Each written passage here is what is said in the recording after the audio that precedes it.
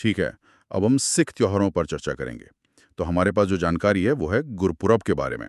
ये एक ऐसा शब्द है जो हम सबने कई बार सुना है, खासकर जब भी सिख समुदाय में कोई बड़ा उत्सव होता है। दुनिया भर में मनाया जाता है, पर यह सिर्फ एक त्योहार है या इसका कोई और गहरा मतलब है? चलिए इसे समझने की कोशिश करते हैं। ये एक बहुत अच्छा सवाल है, क्योंकि गुरपुरब शब्द जितना सीधा लगता है उतना है नहीं। असल में ये दो शब्दों से बना है, गुरु और पुरब, जो पर्व का ही एक रूप है। तो इसका सीधा मतलब हुआ गुरु का पर्व। गुरु का पर्व, ओके। हाँ, लेकिन ये किसी एक दिन का नाम नहीं है। ये एक अम्ब्रेला टर्म है, आप कह सकते हैं। एक पूरी श्रेणी है त्योहारों की जो 10 सिख गुरुओं के जीवन से जुड़े हैं। ज्यादातर तो ये उनके जन्मदिन होते हैं। अच्छा, तो ये एक तरह की कैटेगरी ऑफ फेस्टिवल्स हैं जो गुरुओं को समर्पित है। इंटरेस्टिंग। तो इसमें सबसे खास कौन से माने जाते हैं? क्योंकि जाहिर है 10 गुरु हैं तो कुछ ज्यादा महत्वपूर्ण होंगे। बिल्कुल। वैसे तो सभी 10 गुरुओं के लिए मनाया जाता है, पर जो सबसे ज्यादा प्रमुखता से मनाए जाते हैं वो है पहले गुरु गुरु नानक देव जी का प्रकाश पर्व। उनका जन्मदिन। हाँ, और 10वें गुरु गुरु गोबिंद सिंह जी का प्रकाश पर्व। इन दोनों का सिख इतिहास और सिखों की जो स्पिरिचुअल और कम्युनिटी आइडेंटिटी है उसको आकार देने में बहुत बड़ा योगदान रहा है। इसलिए इनके गुरपर्व का जश्न बहुत बड़े पैमाने पर होता है। वो सोर्स ये भी बताता है कि गुरु पर्व सिर्फ जन्म की खुशियों तक सीमित नहीं है। इसमें गुरु अर्जन देव और गुरु तेग बहादुर की शहादत को याद करना भी शामिल है। ये बात थोड़ी गहरी है कि आप एक ही शब्द पुरब या पर्व का इस्तेमाल खुशी और बलिदान दोनों को याद करने के लिए कर रहे हैं। हाँ, और यही सिख धर्म की एक बहुत खास बात सामने आती है। यहाँ शहादत को एक हार या अंत की तरह नहीं देखा जाता। इसे धर्म और सिद्धांतों के लिए दिए गए सर्वोच्च बलिदान के रूप में सम्मानित किया जाता है। अच्छा। गुरु अर्जुन देव और गुरु तेग बहादुर ने मुगलों के जुल्म के खिलाफ और धर्म की रक्षा के लिए अपनी जान दी। इसलिए उनके शहीदी दिवस को भी गुरपुरब के तौर पर उसी श्रद्धा और सम्मान से याद किया जाता है। ये दिन समुदाय को उनके करज और सैक्रिफाइस की याद दिलाते हैं। ये एक तरह से कलेक्टिव मेमोरी को जिंदा रखने का तरीका है। Okay, let's unpack this. तो ये सेलिब्रेशन का प्रोसेस कैसा होता है? गुरु नानक जयंती का उदाहरण लेते हैं जो सोर्स में दिया गया है। इसमें लिखा है कि गुरुद्वारों में स्पेशल सर्विसेज होती हैं और लंगर बांटा जाता है। देखिए, गुरुद्वारा किसी भी गुरपुरब का केंद्र होता है, और स्पेशल सर्विसेज का मतलब है कि उस दिन विशेष कीर्तन दरबार सजाए जाते हैं जहां गुरु की बाणी का गायन होता है। गुरुओं के जीवन और उनकी शिक्षाओं पर कथावाचक विचार पेश करते हैं। और लंगर लंगर तो सिख धर्म की आत्मा है। बिल्कुल, समानता का सबसे बड़ा प्रतीक। इस दिन लाखों लोग बिना किसी भेदभाव के एक साथ पंगत में बैठकर प्रसाद ग्रहण करते हैं। ये सिर्फ खाना खिलाना नहीं है, ये सेवा और वंड छक्को, मतलब मिल बांट कर खाओ, के सिद्धांत को जीने का तरीका है। ये बात तो है, लंगर का एक्सपीरियंस ही अलग होता है। अच्छा, और सोर्स में अखंड पाठ का भी जिक्र है, ये क्या होता है? अखंड पाठ, इसका मतलब है गुरु ग्रंथ साहिब का बिना रुके शुरू से अंत तक पाठ करना। इसमें लगभग 48 घंटे लगते हैं। 48 घंटे नॉन स्टॉप? हाँ, नॉन स्टॉप। गुरपुरब से कुछ दिन पहले इसे शुरू किया जाता है ताकि इसका समापन ठीक त्योहार वाले दिन हो। आप सोचिए, 48 घंटे तक लगातार पवित्र बाणी का प्रवाह, वो पूरे माहौल को एक अलग ही स्पिरिचुअल एनर्जी से भर देता है। और प्रभात फेरी, ये शब्द तो अक्सर सुनने में आता है। प्रभात मतलब सुबह, तो क्या ये सुबह की फेरी है? बिल्कुल सही। गुरपुरब से कुछ दिन पहले सुबह सुबह, सूरज निकलने से भी पहले, संगत मतलब कॉन्ग्रीगेशन, वो मिलकर गलियों और मोहल्लों में कीर्तन करती हुई निकलती है। अच्छा। इसे ही प्रभात फेरी कहते हैं। ये एक तरह से आने वाले उत्सव की घोषणा होती है। लोग अपने घरों से निकलकर इसमें शामिल होते हैं, शब्द गाते हैं। ये कम्युनिटी बॉन्डिंग का एक बहुत खूबसूरत तरीका है। Here's where it gets really interesting. Source में बताया गया है कि त्योहार के आखिर में एक प्रोसेशन निकाला जाता है। इसमें गुरु ग्रंथ साहिब को एक सजी हुई फूलों वाली पालकी मतलब फ्लोट पर ले जाया जाता है और इसकी अगुवाई 5 हथियारबंद गार्ड करते हैं। ये 5 लोग कौन हैं? ये 5 लोग पंच प्यारे का प्रतीक होते हैं। ये सिख इतिहास का एक बहुत ही महत्वपूर्ण हिस्सा है। ये उन 5 प्यारों का प्रतिनिधित्व करते हैं जिन्हें गुरु गोबिंद सिंह जी ने सबसे पहले खालसा पंथ में शामिल किया था। अच्छा, तो ये कोई आम गार्ड्स नहीं है? बिल्कुल नहीं। तो जब ये 5 लोग सिख झंडे यानी निशान साहिब लेकर गुरु ग्रंथ साहिब की पालकी के आगे चलते हैं तो ये सिर्फ एक रस्म नहीं होती, ये उस ऐतिहासिक दिन को फिर से जीने जैसा है। ये खालसा की स्थापना और सिख पहचान की एक जीवंत झांकी होती है। So what does this all mean? इसका मतलब ये प्रोसेशन या जुलूस, जिसे नगर कीर्तन भी कहते हैं, ये सिर्फ एक धार्मिक यात्रा नहीं है, बल्कि ये इतिहास, पहचान और श्रद्धा का एक चलता फिरता प्रदर्शन है। एकदम। और गुरु ग्रंथ साहिब को जीवित गुरु का दर्जा दिया गया है, इसलिए उन्हें एक राजा की तरह पूरे सम्मान के साथ नगर में भ्रमण कराया जाता है। एकदम सही। इसमें पंच प्यारे नेतृत्व करते हैं, संगत कीर्तन करती चलती है, लोग रास्ता साफ करते हैं, पानी का छिड़काव करते हैं। ये भक्ति और समुदाय की शक्ति का एक शानदार प्रदर्शन है।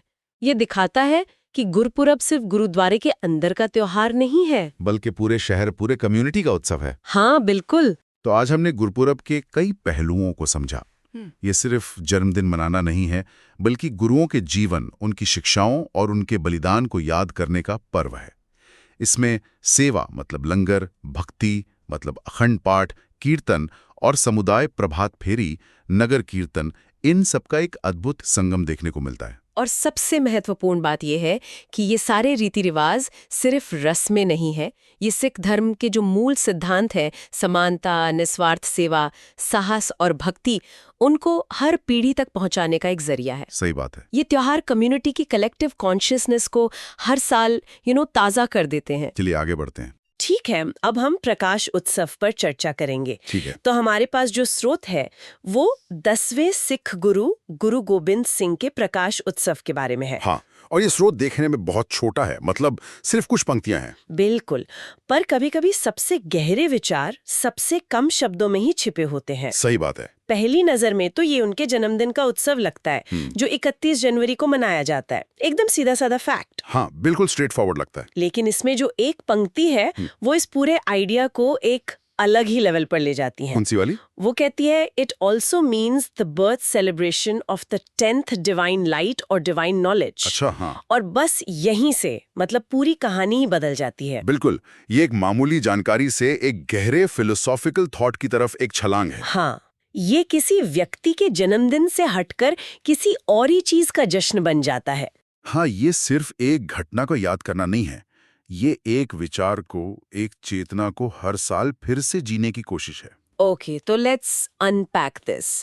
चलिए इसके परतों को खोलते हैं और शुरू करते हैं इसके नाम से ही। हाँ, नाम से ही शुरू करना चाहिए। प्रकाश उत्सव 10वें पातशाह। ये नाम अपने आप में कितना कुछ कहता है ना? बहुत कुछ। ऐसा लगता है जैसे कोई शाही घोषणा हो। बहुत वजन है इन शब्दों में। हाँ, तो अगर हम इसे तोड़कर देखें, प्रकाश उत्सव यानी रोशनी का त्योहार, फेस्टिवल ऑफ लाइट, और 10वें पातशाह यानी 10वें गुरु या सॉवरन, तो ये 10वें सॉवरन के प्रकाश का उत्सव है। पातशाह शब्द भी यहाँ बहुत महत्वपूर्ण लगता है। बिल्कुल है। ये सिर्फ एक राजा या शासक नहीं है। पातशाह मतलब एक आध्यात्मिक शासक, वो जो मन पर, अपनी इंद्रियों पर राज करे। अच्छा, अब प्रकाश उत्सव सुनते ही मेरे दिमाग में तो दिवाली आती है। हाँ, स्वाभाविक है। या दूसरे त्योहार जहाँ दिए या लाइट्स की इंपॉर्टेंस होती है, घर सजाना, रोशनी करना, एक जश्न का माहौल। लेकिन यहाँ प्रकाश का मतलब सिर्फ वो तो नहीं होगा जिसे हम स्विच ऑन या ऑफ कर सकें, है ना? नहीं, बिल्कुल नहीं। स्रोत जिस तरह डिवाइन नॉलेज की बात कर रहा है, उससे तो यही लगता है। सही पकड़ा। यहाँ प्रकाश का मतलब है दिव्य ज्ञान, डिवाइन नॉलेज। हाँ, जैसा स्रोत में भी साफ लिखा है, the birth celebration of the 10th divine light और डिवाइन नॉलेज। तो ये वो प्रकाश है जो अज्ञान के, भ्रम के, डर के अंधेरे को मिटाता है। वाह। सोचिए, जब हम किसी मुश्किल में होते हैं, कोई रास्ता नहीं सूझ रहा होता, तो हम कहते हैं ना, दिमाग में अंधेरा छाया हुआ है। हाँ बिल्कुल। और फिर जब कोई सोल्यूशन मिलता है तो लगता है जैसे बत्ती जल गई। ये वही वाली रोशनी है, पर एक बहुत गहरे आध्यात्मिक स्तर पर। एग्जैक्टली। वाह, मतलब ये किसी व्यक्ति का जन्मदिन मनाने से कहीं ज्यादा है। बहुत ज्यादा। ये तो ज्ञान के जन्म का उत्सव है। ये तो ऐसा हो गया जैसे किसी छात्र के लिए वो दिन जब उसे कोई मुश्किल कॉन्सेप्ट समझ में आ जाए, जैसे क्वांटम फिजिक्स का कोई नियम या फिर कोडिंग का कोई कॉम्प्लेक्स लॉजिक। हाँ हाँ, वो जो आहा मोमेंट होता है, जब सब कुछ जुड़ जाता है और समझ आने लगता है, वो उसके लिए एक प्रकाश उत्सव जैसा पल है। अंधेरे कमरे में अचानक बत्ती जल जाने जैसा। बिल्कुल। हाँ, वो एक अच्छा शुरुआती बिंदु है उस भावना को समझने के लिए। लेकिन यहाँ दिव्य ज्ञान का मतलब सिर्फ इंटेलेक्चुअल अंडरस्टैंडिंग से भी ज्यादा गहरा है। अच्छा, हाँ। कैसे? वो आहा मोमेंट दिमाग को रोशन करता है, जबकि ये दिव्य प्रकाश आत्मा को रोशन करने की बात करता है। अच्छा, आत्मा को। इसमें एक ट्रांसफॉर्मेशन का एलिमेंट भी जुड़ा है। ये सिर्फ जानकारी मिलना नहीं है, ये उस जानकारी से आपका बदल जाना है। अच्छा, जैसे? जैसे ये जानना कि हमें दूसरों की मदद करनी चाहिए एक बात है, लेकिन सच में करुणा और सेवा का भाव अपने अंदर महसूस करना, वो दिव्य प्रकाश है। ये बहुत गहरी बात है। तो जब स्रोत कहता है कि ये गुरु गोबिंद सिंह का जन्मदिन है और फिर उसे दिव्य ज्ञान का जन्म कहता है, तो इसका मतलब है कि उनके जन्म के माध्यम से वो ज्ञान दुनिया में प्रकट हुआ। बिल्कुल। जैसे किसी पाइपलाइन के जरिए पानी आता है, वैसे ही वो उस ज्ञान के लिए एक माध्यम बने। तो ये उत्सव हमें याद दिलाता है कि एक गुरु का आना असल में ज्ञान के प्रकाश का आना है। हाँ, ये एक फिजिकल इवेंट से ज्यादा एक स्पिरिचुअल और इंटेलेक्चुअल इवेंट का जश्न है। तो फिर ये हमारे अपने जन्मदिन मनाने के तरीके से कितना अलग है? बहुत अलग। हम सब अपने घरों में जन्मदिन मनाते हैं, केक, पार्टी, तोहफे, सोशल मीडिया पर ढेरों बधाइयां। एक बहुत ही पर्सनल सेलिब्रेशन होता है। हाँ, बिल्कुल। लेकिन एक गुरु का जन्मदिन मनाना, वो भी इतने बड़े पैमाने पर, जैसा कि स्रोत कहता है, widely celebrated by the six, इसका अनुभव कैसा होता होगा? यहाँ पर उत्सव का फोकस व्यक्ति से हटकर उनके विचारों पर चला जाता है। पर्सनल जॉय से कलेक्टिव कॉन्शियसनेस की तरफ। बिल्कुल सही कहा। यहाँ केक काटने की बजाय शायद उनकी दी हुई शिक्षाओं को याद किया जाता है, उनके लिखे शब्दों को पढ़ा और गाया जाता है। और उनकी जो सिखाई हुई बहादुरी, न्याय और सेवा की भावना है, उसको अपनी जिंदगी में उतारने का प्रण लिया जाता है। ये उत्सव एक व्यक्ति के जीवन को नहीं, बल्कि उनके दिए गए ज्ञान और मूल्यों का जश्न मनाता है। तो क्या हम इसे ऐसे देख सकते हैं, जैसे अगर हम किसी महान वैज्ञानिक, मान लीजिए अल्बर्ट आइंस्टाइन का जन्मदिन मनाएं? हाँ, अच्छा एग्जाम्पल है। तो हम सिर्फ ये नहीं याद करते कि वो पैदा हुए थे, बल्कि हम असल में E=mc² जैसी खोजों का उत्सव मना रहे होते हैं। हाँ, जिसने दुनिया को देखने का हमारा नजरिया ही बदल दिया। हम उस नजरिए को, उस ज्ञान को सेलिब्रेट करते हैं। ये एक बहुत अच्छा एनालॉजी है। और यहाँ ये और भी गहरा हो जाता है, क्योंकि ये सिर्फ वैज्ञानिक ज्ञान नहीं, बल्कि जीने का तरीका सिखाने वाला ज्ञान है। सही बात है। और स्रोत साफ साफ कहता है कि ये डिवाइन नॉलेज का जन्म है। हाँ, तो हर साल 31 जनवरी को ये सिर्फ एक हिस्टोरिकल इवेंट को याद करना नहीं है, नहीं, बल्कि उस डिवाइन लाइट को फिर से अपनी जिंदगी में महसूस करने का मौका है। ये एक तरह का रिन्यूअल है। रिन्यूअल। हाँ, खुद को याद दिलाना है कि वो ज्ञान आज भी उतना ही प्रासंगिक है, वो प्रकाश आज भी हमारे अंदर के अंधेरे को मिटा सकता है। और ये बात बहुत पावरफुल है, क्योंकि इतिहास की किताबें तो हमें बता देंगी कि वो कब पैदा हुए थे, लेकिन त्योहार हमें बताता है कि हमें उसे आज कैसे जीना है। ये अतीत को वर्तमान से जोड़ता है। बिल्कुल। ये एक पैसिव रिमेम्बरेंस नहीं है, ये एक एक्टिव एंगेजमेंट है। Active engagement. आप उस ज्ञान के साथ एंगेज कर रहे हैं, उसे अपने लाइफ में अप्लाई करने के बारे में सोच रहे हैं। ये एक डायलॉग है जो सदियों बाद भी जारी है। अच्छा, स्रोत में ये भी लिखा है कि widely celebrated by the six. हाँ, इस वाइडली शब्द में एक कम्युनिटी की भावना छिपी है। ये कोई अकेले में डायरी लिखने या मेडिटेशन करने जैसा त्योहार नहीं है। नहीं, ये एक सामूहिक उत्सव है। इसका क्या महत्व है? भारत में त्योहारों का एक बहुत बड़ा पहलू ये समुदाय निर्माण, मतलब कम्युनिटी बिल्डिंग ही है। सोचिए, जब एक पूरा समुदाय एक साथ, एक ही विश्वास, एक ही मूल्य को सेलिब्रेट करता है, तो एक जबरदस्त सेंस ऑफ बिलोंगिंग पैदा होती है। हाँ, सब एक साथ। सब लोग एक साथ गुरुद्वारे जाते हैं, कीर्तन सुनते हैं, सेवा करते हैं, और सबसे महत्वपूर्ण, लंगर में एक साथ बैठकर खाते हैं। सेवा और लंगर, ये दो शब्द सिख धर्म के साथ बहुत गहराई से जुड़े हैं। बिल्कुल। इनका उस दिव्य ज्ञान से कोई सीधा संबंध है? सीधा संबंध है।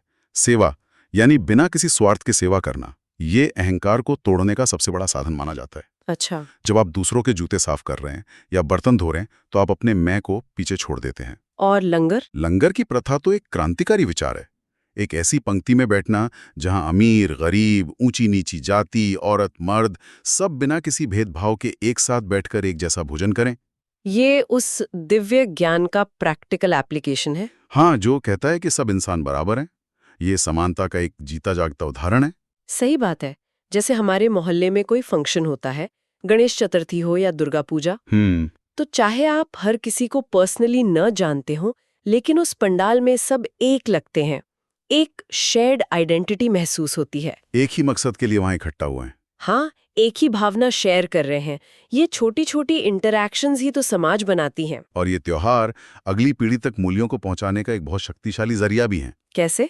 बच्चे जब अपने बड़ों को ये सब करते हुए देखते हैं, सेवा करते हुए, सबके साथ मिलकर बैठते हुए, इतिहास की कहानियां सुनते हुए, तो वो बातें उनके मन में बैठ जाती हैं। उन्हें लेक्चर देने की जरूरत नहीं पड़ती।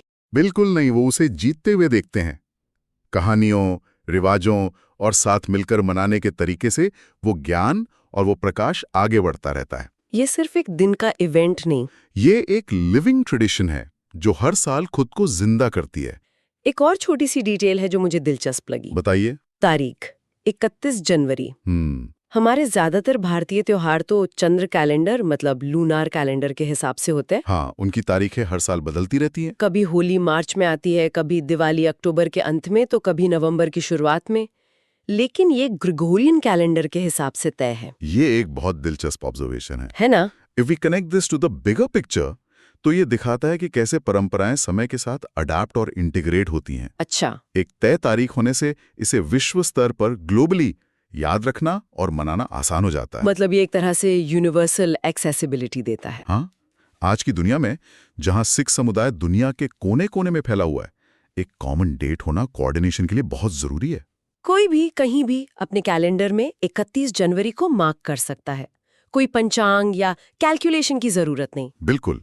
इससे ग्लोबल सिख डायस्पोरा के लिए एक साथ जुड़ना और जश्न मनाना आसान हो जाता होगा। हाँ, सोचिए एक बच्चा जो कनाडा में है और उसकी दादी जो पंजाब में है, दोनों एक ही दिन एक ही त्योहार मना रहे हैं। ये एक बहुत बड़ा यूनिफाइंग फैक्टर है। हाँ, और अगर हम इसे और फिलोसफिकल स्तर पे देखें, तो ये उस ज्ञान के सार्वभौमिक यूनिवर्सल नेचर को भी दर्शाता है। अच्छा, वो कैसे? जैसे सूरज हर दिन एक तय रूटीन से निकलता है, वैसे ही ये ज्ञान का प्रकाश भी हर साल इसी तारीख को सेलिब्रेट किया जाता है। पूरी दुनिया के लिए एक्सेसिबल। हाँ, ये किसी भौगोलिक या सांस्कृतिक सीमा में बंधा हुआ नहीं है। ये स्थिरता, ये कंसिस्टेंसी उस ज्ञान की टाइमलेसनेस को भी रिफ्लेक्ट करती है। कि वो ज्ञान कल भी सच था, आज भी है और हमेशा रहेगा। बिल्कुल। So what does this all mean? हमने एक त्योहार के नाम से शुरू किया और ज्ञान, समुदाय, सेवा और परंपरा की गहराई तक पहुंच गए। स्रोत कि बस 3 पंक्तियों ने हमें कितना कुछ सोचने पर मजबूर कर दिया। ये सिर्फ एक छुट्टी का दिन नहीं है, बल्कि एक गहरा आध्यात्मिक रिमाइंडर है।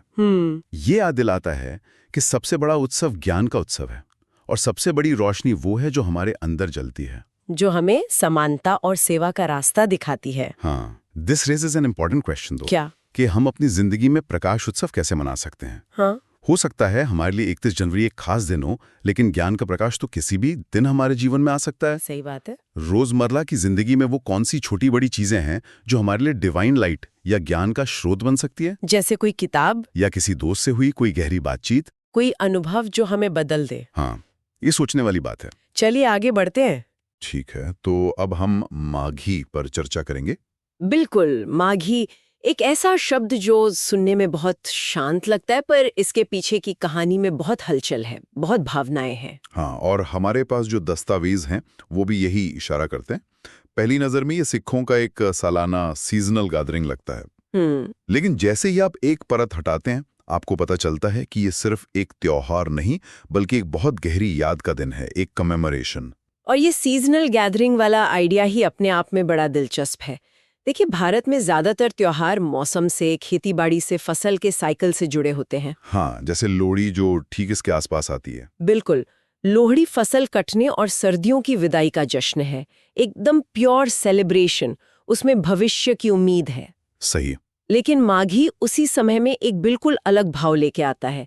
जहां लोहड़ी में हम आग जलाकर आगे देखते हैं, वहीं माघी हमें रुककर पीछे देखने, अपने इतिहास को समझने और एक महान बलिदान को याद करने का मौका देता है। मतलब ये प्रकृति के साइकिल के साथ इतिहास के साइकिल को जोड़ देता है। एग्जैक्टली। और यही चीज इसे बहुत गहरा देती है। और उस इतिहास के केंद्र में है 40 मुक्तें।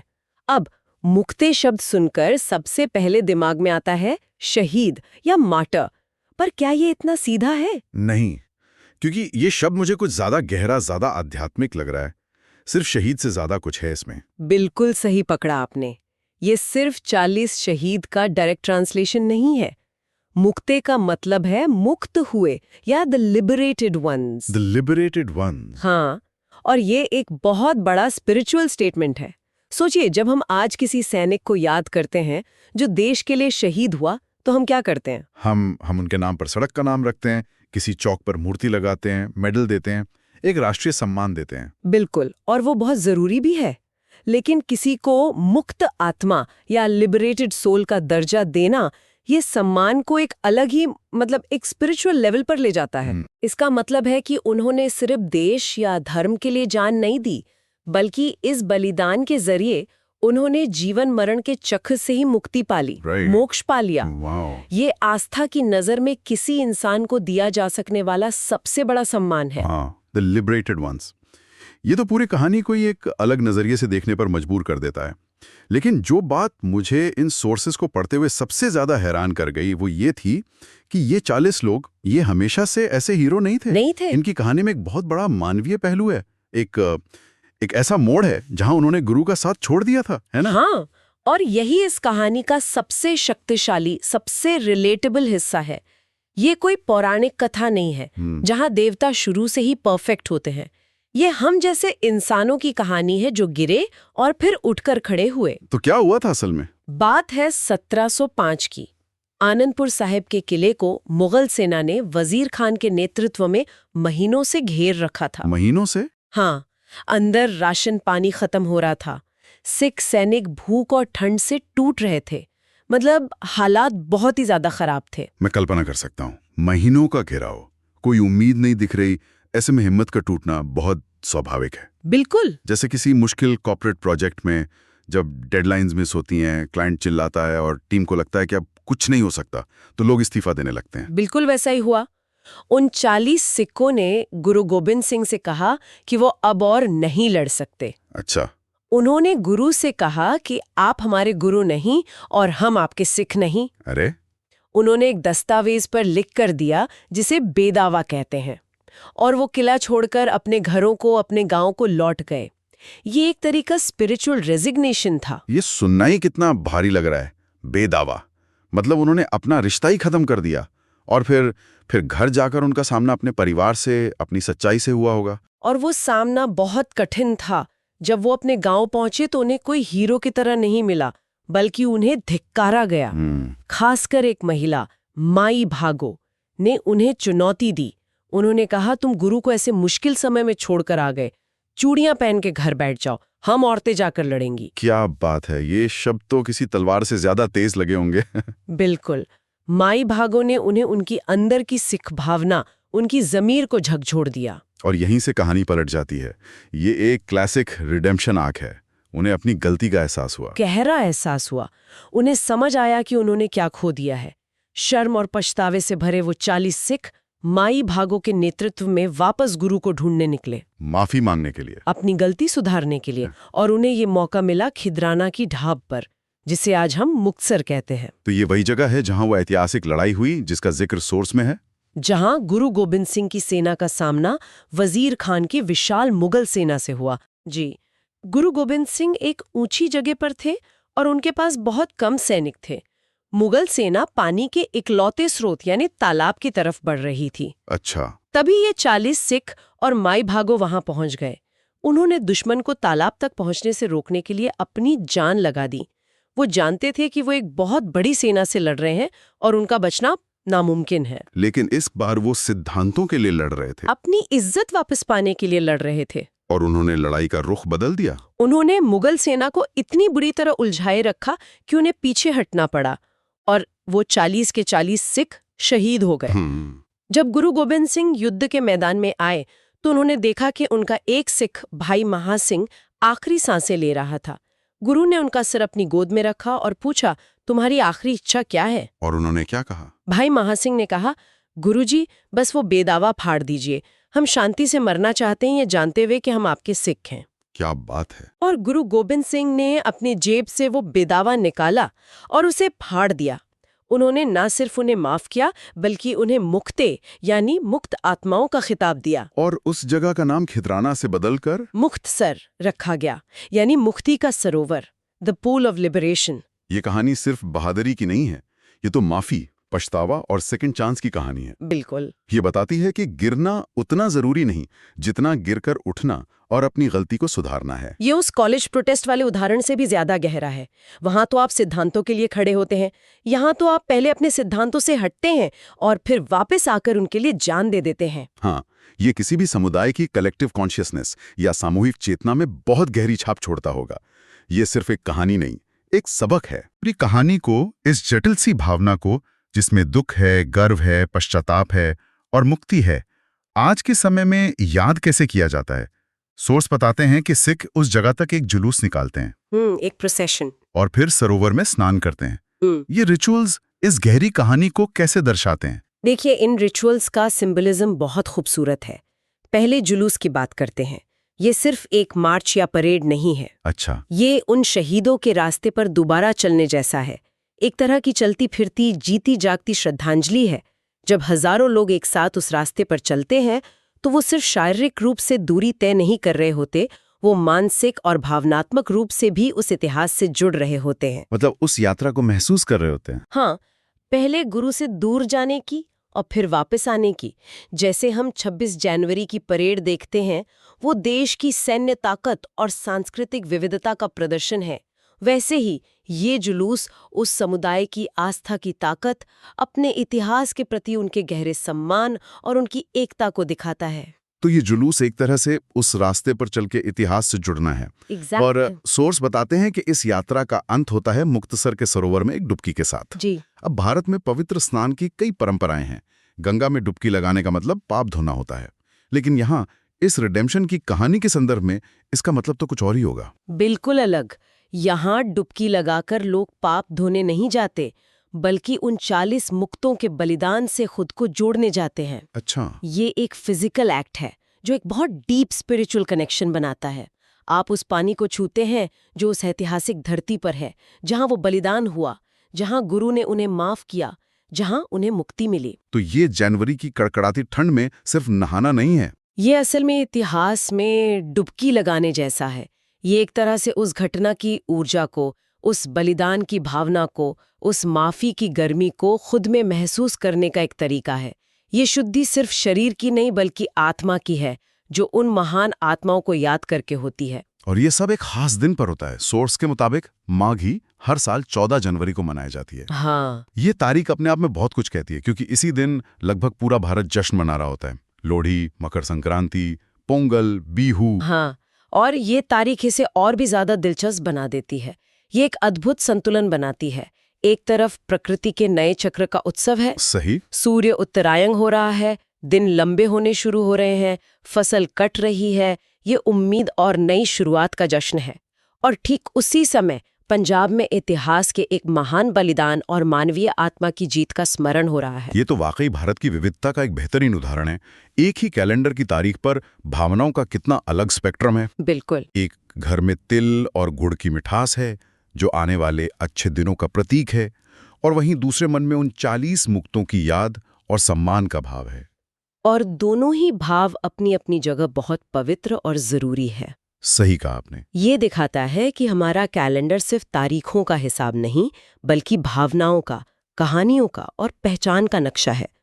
माघी हमें याद दिलाता है कि जश्न मनाने के साथ साथ ये याद रखना भी जरूरी है कि वो जश्न मनाने की आज़ादी और अवसर हमें किन कुर्बानियों की वजह से मिले हैं।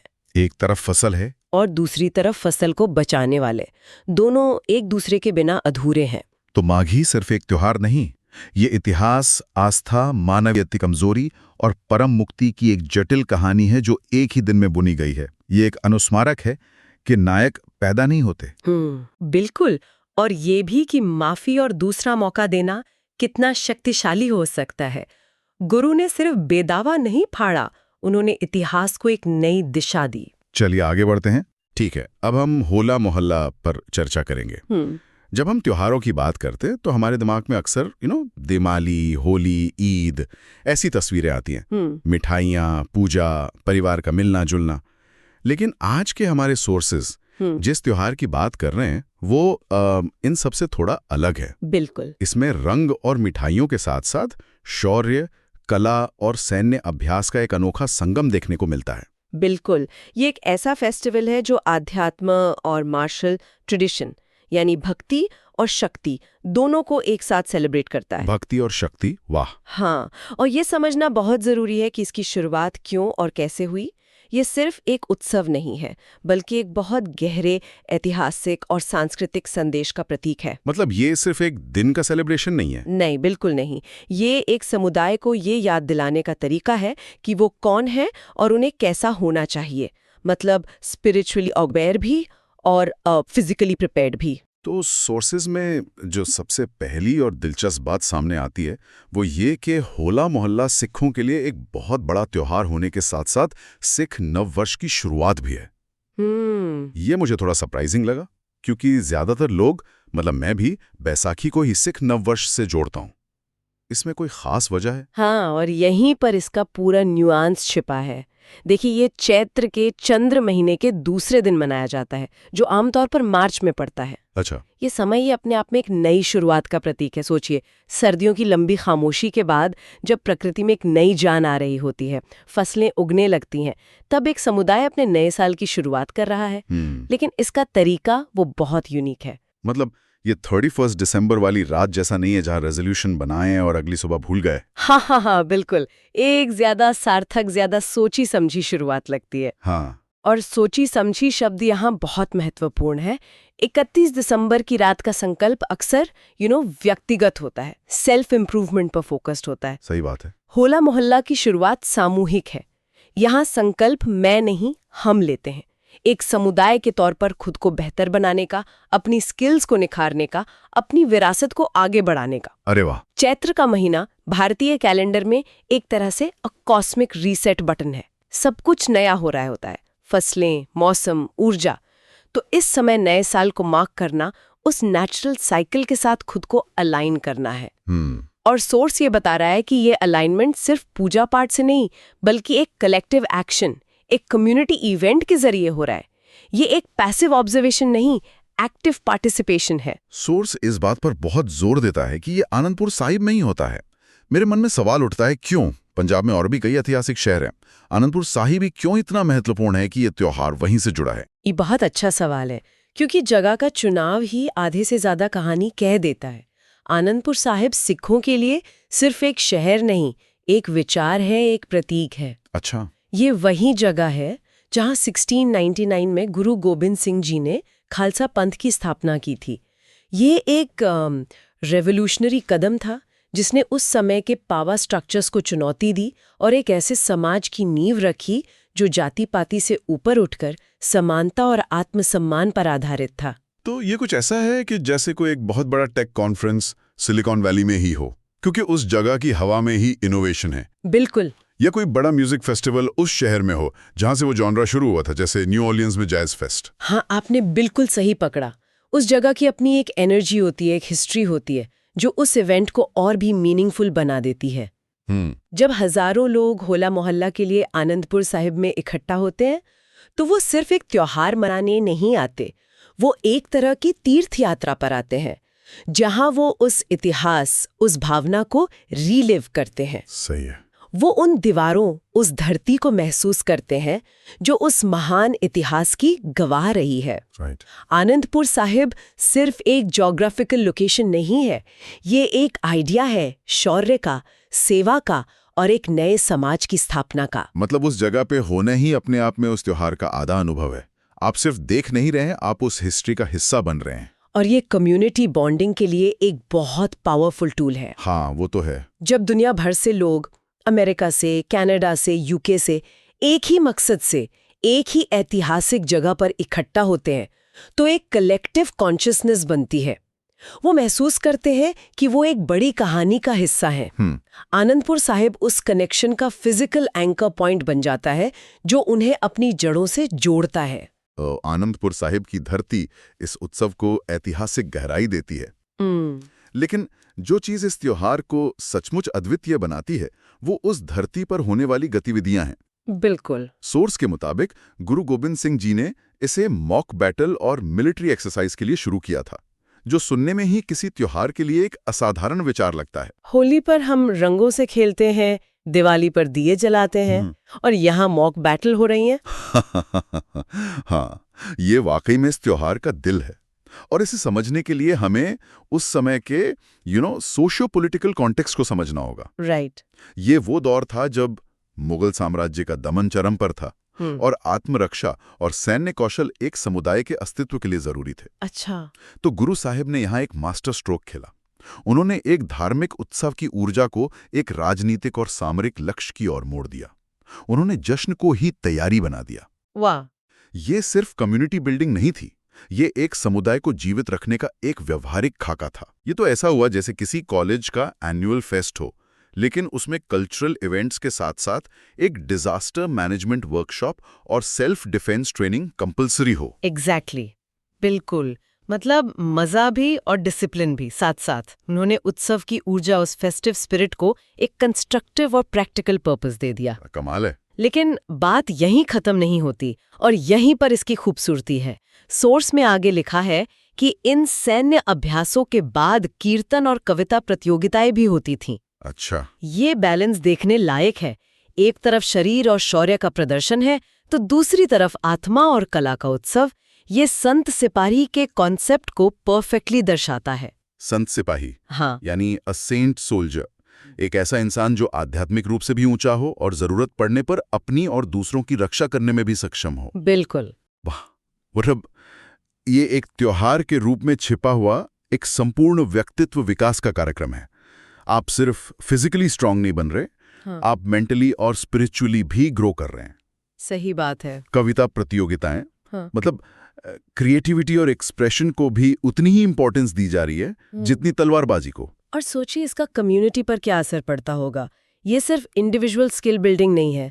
जब आप एक ग्रुप में मॉक बैटल करते हैं तो आप टीम वर्क सीखते हैं, स्ट्रैटेजी सीखते हैं, एक दूसरे पर भरोसा करना सीखते हैं। ये स्किल सिर्फ जंग के मैदान में ही नहीं, जिंदगी में भी काम आती हैं। सही बात है। और फिर शाम को जब वही लोग साथ बैठकर कीर्तन सुन रहे हैं या कविता पाठ कर रहे हैं, तो वो एक दूसरे से एक गहरे आध्यात्मिक लेवल पर भी जुड़ते हैं। ये त्योहार लोगों को ये याद दिलाता है कि शक्ति का मतलब सिर्फ शारीरिक बल नहीं है, बल्कि उसके साथ विनम्रता, कला और आध्यात्म का होना भी जरूरी है। सोर्स में एक और बहुत ही कैची टर्म का इस्तेमाल हुआ है, सिख ओलंपिक्स। और बताया गया है कि इसमें घुड़सवारी, तलवारबाजी जैसी प्रतियोगिताएं होती हैं। ये सुनते ही पूरी एक इमेज दिमाग में बन जाती है। लेकिन क्या ये सिर्फ एक मॉडर्न टर्म है या इसका कोई गहरा मतलब है? ये जो सिख ओलंपिक्स का जो लेबल है, ये दिखाता है कि ये परंपरा आज भी कितनी रेलेवेंट और जीवित है। ये सिर्फ एक ऐतिहासिक नाटक या हिस्टोरिकल रीएनैक्टमेंट नहीं है, बल्कि यहाँ असली स्किल और कंपटीशन होता है। अच्छा। ओलंपिक्स शब्द सुनते ही हाई लेवल कंपटीशन, एक्सीलेंस और प्राइड की फीलिंग आती है, और ये बिल्कुल सटीक बैठता है। सही है। ये बताता है कि ये कोई शौकिया प्रदर्शन नहीं है, बल्कि यहाँ लोग सालों की मेहनत और ट्रेनिंग के बाद हिस्सा लेने आते हैं। और इसमें किस तरह के इवेंट्स होते हैं? सोर्स में घुड़सवारी और तलवारबाजी का जिक्र है। हाँ, और वो भी एक्स्ट्रॉर्डिनरी लेवल पर। घुड़सवारी में निहंग योद्धा, जो कि सिख योद्धाओं का एक खास दस्ता है, अपने पारंपरिक नीले लिबास, जिसे निहंग बाना कहते हैं, और बड़ी बड़ी दस्तारों के साथ हैरत अंगेज करतब दिखाते हैं। जैसे एक साथ 2 या 3 घोड़ों पर खड़े होकर सवारी करना। अरे वाह! तलवारबाजी को गटका कहते हैं, जो एक ट्रेडिशनल मार्शल आर्ट है। इसके अलावा नेज़ेबाजी, तीरंदाजी और भी कई मार्शल स्किल्स का प्रदर्शन होता है। ये तो एक तरह से लिविंग हेरिटेज है। हम म्यूजियम में पुरानी तलवारें और ढालें तो देख सकते हैं, लेकिन यहाँ आप उन हथियारों को उसी स्किल और ग्रेस के साथ चलते हुए देखते हैं जिसके लिए वो बने थे। बिल्कुल। ये हिस्ट्री को किताबों से निकालकर जिंदा कर देता है। बिल्कुल, और ये पीढ़ियों तक इन मार्शल आर्ट्स और दूसरी स्किल्स को पास ऑन करने का सबसे प्रभावी तरीका है। आज की दुनिया में जहाँ ये पारंपरिक कलाएं खत्म होती जा रही हैं, जहाँ बच्चे वीडियो गेम्स में ही फाइटिंग स्किल्स सीखते हैं, वहाँ होला मोहल्ला उन्हें एक ग्रैंड स्टेज देता है। सही बात है। सोचिए, एक नौजवान जब अपने बड़ों को पूरी शान से गटका खेलते या घुड़सवारी करते देखता है, तो उसके मन में एक प्राइड की भावना आती है। वो भी उस विरासत का हिस्सा बनना चाहता है। तो ये सिर्फ एक धार्मिक त्योहार नहीं है, ये एक कल्चरल इवेंट है, एक स्पोर्ट्स मीट है और एक हिस्ट्री लेसन भी है, सब एक साथ। और कैरेक्टर बिल्डिंग का एक करीना भी है। घुड़सवारी सिर्फ एक खेल नहीं है, वो इंसान और जानवर के बीच के गहरे रिश्ते, संतुलन और हिम्मत का प्रतीक है। गटका सिर्फ तलवारबाजी नहीं है, वो डिसिप्लिन, फोकस और सेल्फ कंट्रोल सिखाता है। ये सारी स्किल्स आज की डिजिटल डिस्ट्रैक्शन वाली दुनिया में बहुत वैल्यूएबल है। बिल्कुल। ये त्योहार दिखाता है कि एक समुदाय कैसे सिर्फ मनोरंजन का साधन न बनकर अपनी पहचान को जिंदा रखने और अपनी अगली पीढ़ी को मजबूत बनाने का एक जरिया बन सकता है। ये रिजिलियंस का, स्किल का, आर्ट का और स्पिरिचुअलिटी का एक बेजोड़ सेलिब्रेशन है। चलिए आगे बढ़ते हैं। ठीक है, अब हम बैसाखी पर चर्चा करेंगे। हाँ, बिल्कुल। हमारे पास जो जानकारी है उसके हिसाब से ये हर साल 13 या 14 अप्रैल को मनाया जाता है। तारीख बिल्कुल फिक्स्ड है। हाँ। और यही बात मुझे सबसे ज्यादा दिलचस्प लगती है। हाँ। हमारे ज्यादातर त्योहार वो चंद्र कैलेंडर, लूनर कैलेंडर के हिसाब से चलते हैं। सही बात है।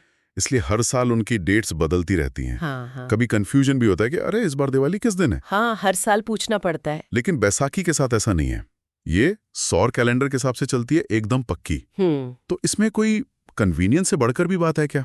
ऐसा क्यों है? ये बहुत ही गहरा सवाल है और इसका जवाब बैसाखी की आत्मा से जुड़ा हुआ है। अच्छा। देखिए, जब कोई त्योहार सौर कैलेंडर से जुड़ता है तो वो प्रकृति के एक बहुत ही स्थिर, एक लाइफ गिविंग साइकिल से जुड़ जाता है। तो सूरज का चक्र है। हाँ, सूरज का चक्र, मौसमों का चक्र। ये त्योहार की एग्रीकल्चरल रूट्स को दिखाता है, उसकी जमीनी हकीकत को। ये चांद के घटने बढ़ने जैसा नहीं है जो अक्सर रूहानियत या भावनाओं से जुड़ा होता है। सूरज का साइकिल तो जीवन से, ऊर्जा से और सबसे बढ़कर फसल से जुड़ा है। सही है। तो एक तरह से ये फिक्स डेट सिर्फ एक कैलेंडर की बात नहीं है, ये एक स्टेटमेंट है। ये त्योहार को साल के फ्लो में एक मजबूत एंकर, एक लैंडमार्क बना देता है। मतलब एक भरोसा है कि ये दिन आएगा ही आएगा। एग्जैक्टली। एक साइकोलॉजिकल इफेक्ट भी है इसका। ये एक भरोसे का प्रतीक है कि जैसे सूरज हर साल उसी रास्ते पर लौटेगा, वैसे ही ये जश्न भी लौटेगा। कमाल है। मतलब कैलेंडर का चुनाव भी त्योहार के कैरेक्टर को डिफाइन कर रहा है। बिल्कुल। और हमारे सोर्सेज बताते हैं कि इस एक दिन में 3 बड़े जश्न समाये हुए हैं। ये कोई सिंगल फोकस त्योहार नहीं है। नहीं, बिल्कुल नहीं। ये तो त्योहारों का एक संगम है। सिखों का नया साल, खालसा पंथ का जन्मदिन और वसंत की फसल का त्योहार। मतलब एक ही टिकट में 3 फिल्में देखने जैसा है। बिल्कुल। चलिए पहली परत को खोलते हैं। सिख नववर्ष, नया साल। ये शब्द सुनते ही मन में एक रीसेट बटन वाली फीलिंग आती है ना। हाँ बिल्कुल। जैसे 1 जनवरी को हम रेजोल्यूशंस बनाते हैं, इस साल पक्का वजन कम करूंगा या कोई नई स्किल सीखूंगा। हाँ, या फिर बिजनेस की दुनिया में अप्रैल में नया फाइनेंशियल ईयर शुरू होता है। कंपनियां अपने नए टारगेट सेट करती हैं। राइट। बैसाखी एक समुदाय के लिए वही साइकोलॉजिकल रीसेट बटन है। पर यहाँ एक बड़ा फर्क है। ये एक इंडिविजुअल का नहीं, बल्कि एक कलेक्टिव रिन्यूअल है, एक सामूहिक नई शुरुआत। हाँ।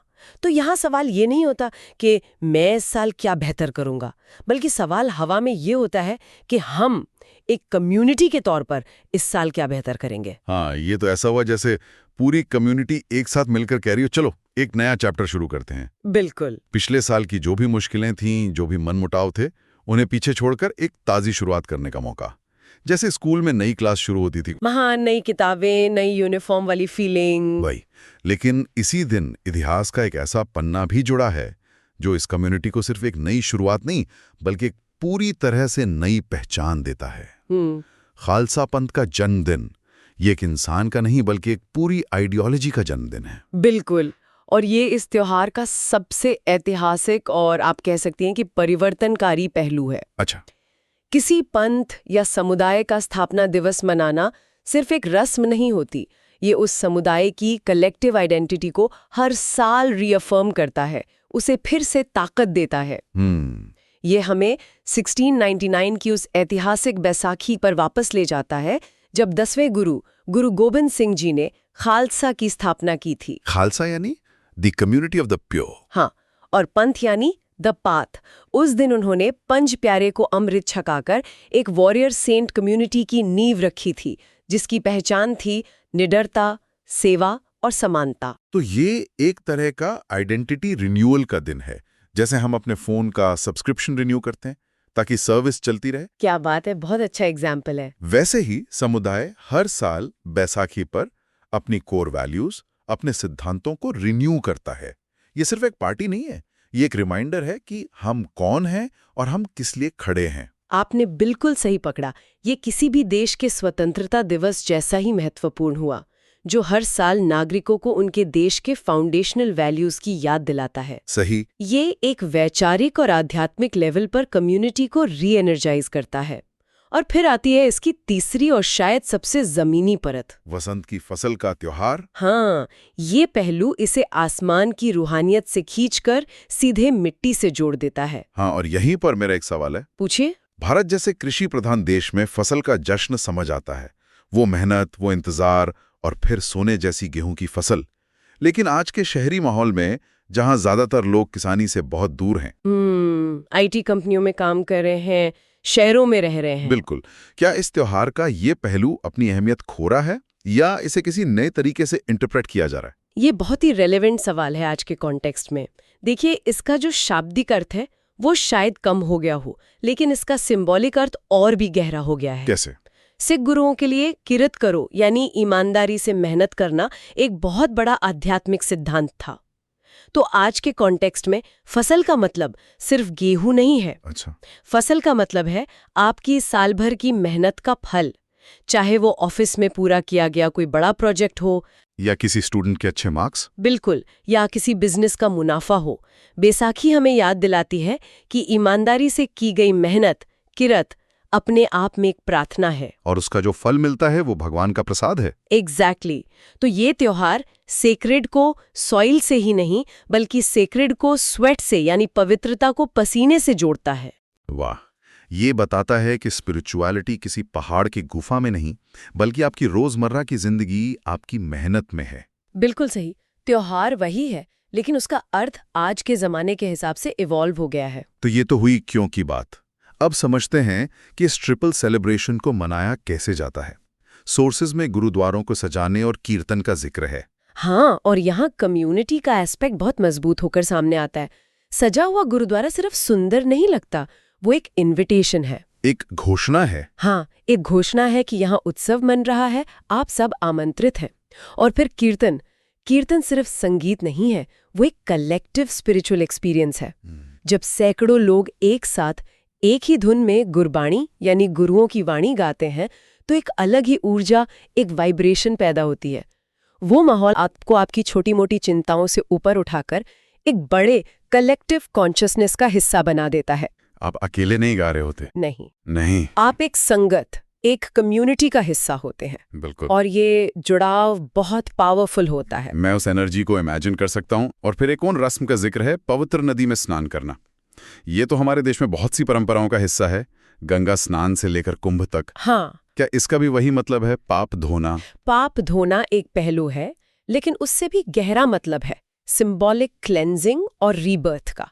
जल को जीवन का स्रोत माना जाता है। सही बात है। तो जब आप नदी में डुबकी लगाते हैं तो ये सिर्फ शारीरिक सफाई नहीं है, ये एक तरह से पुराने साल के बोझ, नकारात्मकता, गलतियों को धोकर एक नई पवित्र शुरुआत करने का प्रतीक है। तो ये नए साल वाले एस्पेक्ट से जुड़ गया। खूबसूरती से जुड़ता है। आप शारीरिक और मानसिक दोनों स्तर पर खुद को नए साल के लिए तैयार कर रहे हैं। ये एक बहुत ही पर्सनल रिचुअल है, लेकिन जब हजारों लोग एक साथ एक ही आस्था के साथ ऐसा करते हैं तो ये एक शेयर्ड कलेक्टिव एक्सपीरियंस बन जाता है। तो नदी सिर्फ आपके शरीर को नहीं बल्कि मेटाफोरिकली पुराने साल को ही धो देती है ताकि नए साल के लिए जगह बन सके। बिल्कुल। ये सारे थीम्स कितने सुंदर तरीके से आपस में गुंथे हुए हैं। और इन सब धार्मिक और आध्यात्मिक रस्मों के बाद वो हिस्सा आता है जिसका शायद सबको इंतजार रहता है। हाँ, सोशल पार्ट। हाँ, दोस्तों और परिवार से मिलना, और सबसे जरूरी फेस्टिव फूड। त्योहार बिना मेलजोल और खाने के अधूरा है। ये वो ग्लू है जो समाज को, परिवारों को, दोस्तों को जोड़ता है। सही बात है। आज की भागदौड़ भरी जिंदगी में जहां हम सब अपने अपने डिजिटल बबल्स में रहते हैं, त्योहारी वो मौके होते हैं जब लोग असल में मिलते हैं, गले लगते हैं। हाँ, पुरानी यादें ताज़ा करते हैं और नई बनाते हैं। ये सोशल फैब्रिक को मजबूत करता है, वरना आजकल तो पड़ोस में कौन रहता है ये भी पता नहीं होता। ये तो है। त्योहार आपको वो वजह देता है कि आप पड़ोसी के घर जाके मिठाई का एक डब्बा दें और दो बातें करें। यही रिश्ते तो हमारी असली दौलत है। बिल्कुल। और फेस्टिव फूड्स का तो मतलब ही अलग है। वो खाना जो रोज नहीं बनता, जिसमें घर की महिलाओं का, बड़ों का एक्स्ट्रा एफर्ट और प्यार डला होता है। कड़ा प्रसाद, जिसका स्वाद ही दिव्य होता है। मीठे चावल, पूरियां, खीर। हर घर की अपनी एक अलग महक होती है इस दिन। हाँ, वो महक सिर्फ मसालों की नहीं होती, वो उत्सव की, खुशी की, टुगेदरनेस की महक होती है। और यहाँ भी एक गहरा सिद्धांत काम कर रहा है, भोजन बनाना और साझा करना। वंड छक्को यानी मिल बांट कर खाओ, ये सिख धर्म के मूल सिद्धांतों में से एक है। लंगर की परंपरा। बिल्कुल, लंगर की परंपरा इसी का सबसे बड़ा उदाहरण है, जहां बिना किसी भेदभाव के सब एक साथ बैठ के खाते हैं। तो बैसाखी का फेस्टिव फूड उसी वंड छक्कों की भावना का एक सेलिब्रेटरी एक्सटेंशन है। अच्छा। ये समुदाय को एक मेज पर, या यूं कहें कि एक दस्तरखान पर ले आता है, जहां सब बराबर हैं, सब मिलकर उत्सव मना रहे हैं। जब आप किसी के घर जाते हैं और वो आपको कुछ खाने को देते हैं, तो वो सिर्फ खाना नहीं दे रहे, वो अपनापन, अपनी खुशी शेयर कर रहे हैं। तो कुल मिला के बैसाखी सिर्फ एक तारीख नहीं है, ये एक ही दिन में आपको अपनी जड़ों से भी जोड़ता है, ऊपर वाले से भी, जमीन से भी और अपने आसपास के लोगों से भी। ये एक होलिस्टिक सेलिब्रेशन है जो जीवन के हर पहलू को छूता है, आध्यात्मिक, सामाजिक, आर्थिक और ऐतिहासिक भी। सही कहा। एक त्योहार में इतनी परतें होना, इतनी लेयर्स होना, इसे बहुत समृद्ध और मीनिंगफुल बनाता है। ये हमें सिखाता है कि जीवन के अलग अलग हिस्से, काम, आस्था, परिवार, इतिहास, ये सब अलग अलग नहीं है, बल्कि एक ही खूबसूरत डिजाइन का हिस्सा है। चलिए आगे बढ़ते हैं। ठीक है, तो अब हम लोहड़ी पर चर्चा करेंगे। बिल्कुल, एक ऐसा त्योहार जिसके बारे में लगता है कि हम सब जानते हैं, लेकिन शायद पूरी कहानी नहीं जानते। सही बात है। हमारे पास जो स्रोत हैं वो भी इसी तरफ इशारा करते हैं कि लोहड़ी सिर्फ एक रात का जश्न नहीं है। वो इसके इतिहास, इसके अलग अलग मतलब और आज के जमाने में इसके बदलते रूप सब पर रोशनी डालते हैं। तो चलिए शुरू करते हैं सबसे बुनियादी सवाल से।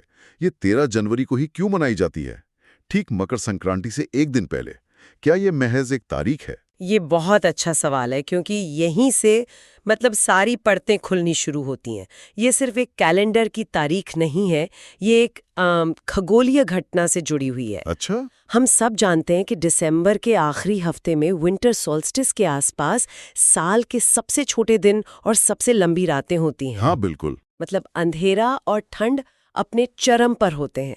तो 13 जनवरी उस चरम बिंदु के ठीक बाद का समय है।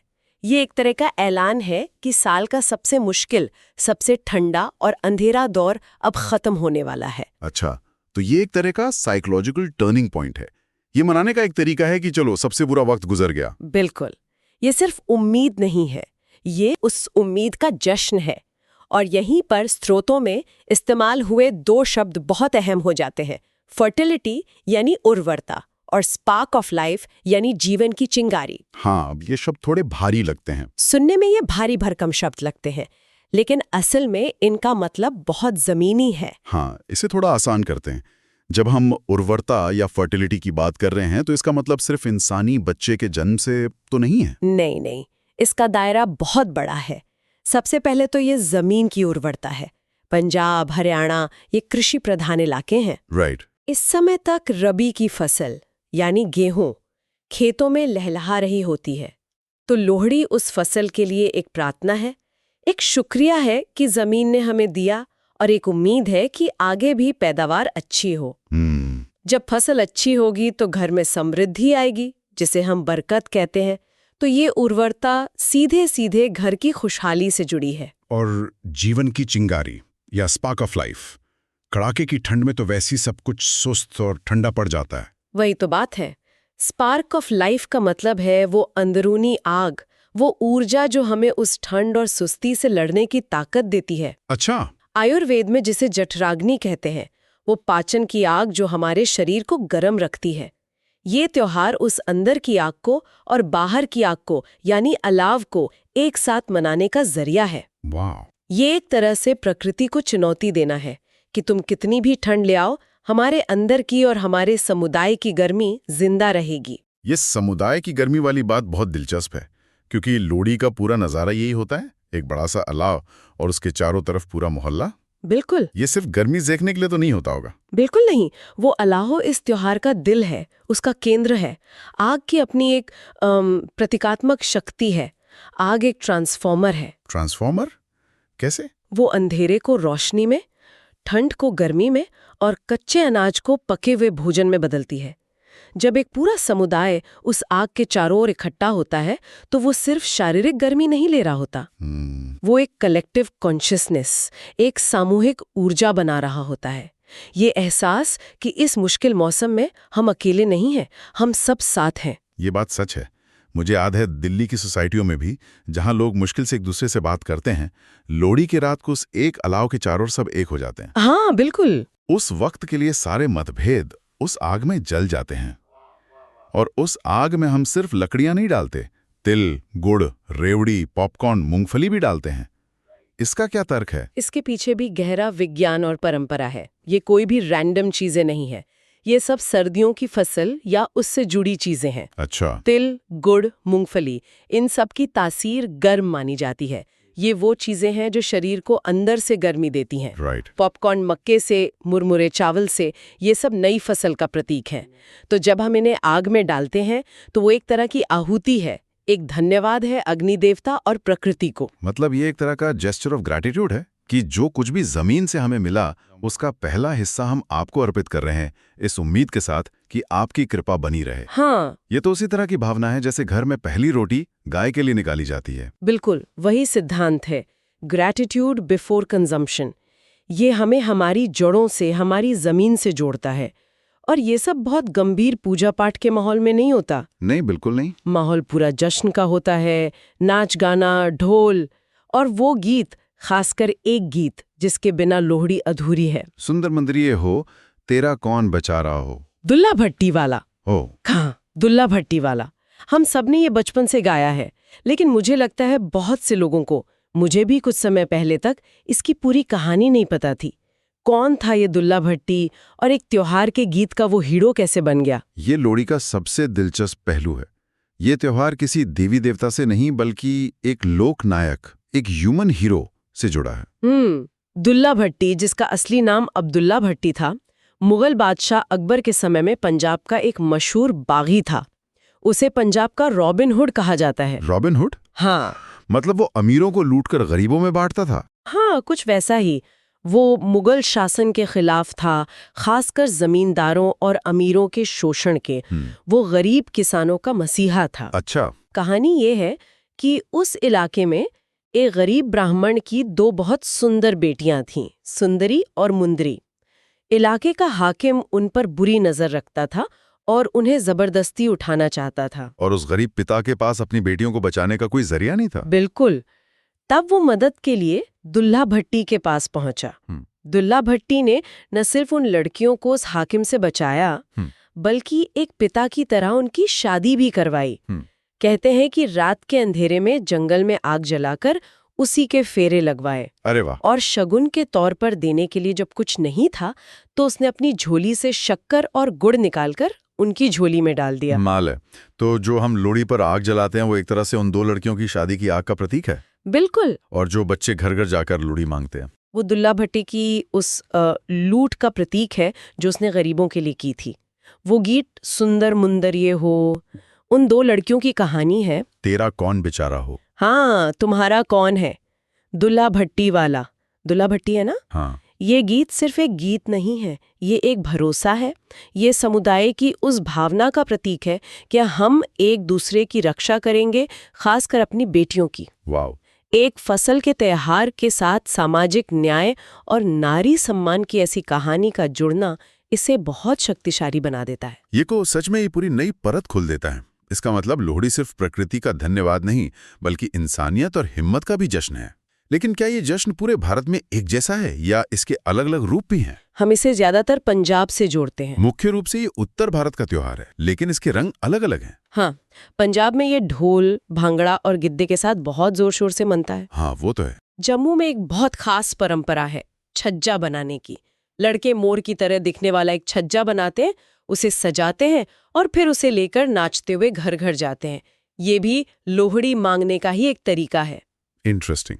हिमाचल और हरियाणा में भी इसे मनाया जाता है। शायद पंजाब जितनी धूमधाम से नहीं, लेकिन मूल भावना वही है, आग जलाना, तिल गुड़ खाना और इकट्ठा होना। और आज के दौर में खासकर बड़े शहरों में इस त्योहार का रूप कैसे बदला है? गांव के खुले चौक से निकलकर जब लोहड़ी दिल्ली, मुंबई के अपार्टमेंट कॉम्प्लेक्स या फार्म हाउस पार्टियों में पहुंचती है, तो क्या कुछ बदल जाता है? बहुत कुछ बदल जाता है। एक तरफ तो वो जो स्वतः स्फूर्त ऑर्गेनिक कम्युनिटी गैदरिंग होती थी, वो अब एक प्लान्ड इवेंट बन गई है। हाँ, मतलब RWA नोटिस भेजता है, चंदा इकट्ठा होता है, केटरर आता है, डीजे लगता है। एग्जैक्टली। वो जो घर घर जाकर लोहड़ी मांगने का अपनापन था, वो कम हुआ है। और कंज्यूमरिज्म का भी असर दिखता है। लोहड़ी के लिए खास डिजाइनर कपड़े, लोहड़ी थीम वाली पार्टियां, मिठाइयों और ड्राई फ्रूट्स के महंगे महंगे गिफ्ट हैम्पर। हाँ, बाजार हर त्योहार को भुनाने का तरीका ढूंढ ही लेता है। लेकिन इसका एक दूसरा बहुत ही सकारात्मक पहलू भी है, जो इसकी सबसे खूबसूरत एवोल्यूशन है। वो क्या है? पारंपरिक तौर पर लोहड़ी का बड़ा जश्न तब मनाया जाता था जब घर में बेटे का जन्म होता था या किसी लड़के की नई नई शादी होती थी। हाँ, पहली लोहड़ी। हाँ, ये एक तरह से वंश बढ़ाने का जश्न था। हाँ, ये तो मैंने भी सुना और देखा है। पहली लोहड़ी का जश्न बहुत बड़ा होता है। लेकिन अब पिछले कुछ सालों में एक बहुत ही प्रगतिशील बदलाव आया है। अब लोग अपनी बेटियों के जन्म पर भी उतनी ही धूमधाम से, बल्कि उससे भी ज्यादा शान से लोहड़ी मना रहे हैं। ये तो बहुत ही अच्छी बात है। खासकर उन इलाकों में जहां लड़के लड़की में भेदभाव की जड़ें गहरी हैं। अब लोहड़ी सिर्फ वंश का नहीं, संतान का उत्सव बन रही है, चाहे वो बेटा हो या बेटी। ये तो सच में कमाल का बदलाव है। मतलब एक पारंपरिक त्योहार को नए जमाने के सामाजिक सुधार का जरिया बना दिया गया। वो जो स्पार्क ऑफ लाइफ वाली बात हमने शुरू में की थी, हाँ, वो यहाँ आकर और भी ज्यादा सार्थक हो जाती है। हाँ, जिंदगी की हर चिंगारी कीमती है। बिल्कुल। ये दिखाता है कि कोई भी परंपरा पत्थर की लकीर नहीं होती। वो एक बहती नदी की तरह है, जो समय के साथ अपना रास्ता थोड़ा बदलती है, नई चीजों को अपने अंदर समोती है, लेकिन उसका मूल तत्व जिंदा रहता है। और लोहड़ी का मूल तत्व है जश्न। हाँ, जश्न मनाना, पहले फसल का, फिर बेटे का और अब बेटी का। ये जश्न की भावना ही है जो इसे जिंदा रखे हुए है। तो अगर हम इस पूरी चर्चा को समेटें तो लोहड़ी किसी एक खाने में फिट नहीं होती है। ये एक खगोलीय त्योहार है जो सूर्य के उत्तरायण होने का स्वागत करता है। ये एक कृषि का त्योहार है जो फसल और जमीन का धन्यवाद करता है। सही है। ये एक ऐतिहासिक त्योहार है जो दुल्ला भट्टी जैसे लोक नायक की बहादुरी को याद करता है। और ये एक सामाजिक त्योहार है जो समुदाय को जोड़ता है और अब लैंगिक समानता जैसे नए मूल्यों को भी अपना रहा है। आपने बिल्कुल सही सारांश दिया। ये एक मल्टी लेयर्ड फेस्टिवल है।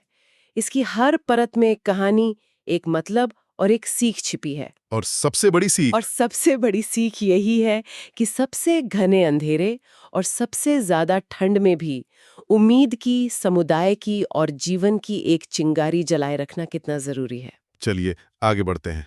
ठीक है, अब हम सोडल मेला पर चर्चा करेंगे।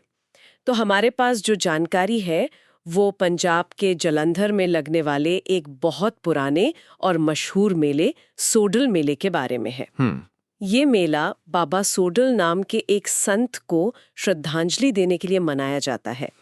अब पहली नजर में ये एक टिपिकल भारतीय मेले जैसा लगता है, भीड़, झूले, खाना पीना। बिल्कुल। लेकिन आज हमारा मिशन ये समझना है कि इस नेटफ्लिक्स और शॉपिंग मॉल के जमाने में, जहां मनोरंजन के 100 ऑप्शंस हमारी उंगलियों पर है, एक स्थानीय संत को समर्पित ये मेला आज भी इतना जीवंत और महत्वपूर्ण क्यों है? ये सवाल ही सब कुछ है। इसके पीछे की शक्ति क्या है?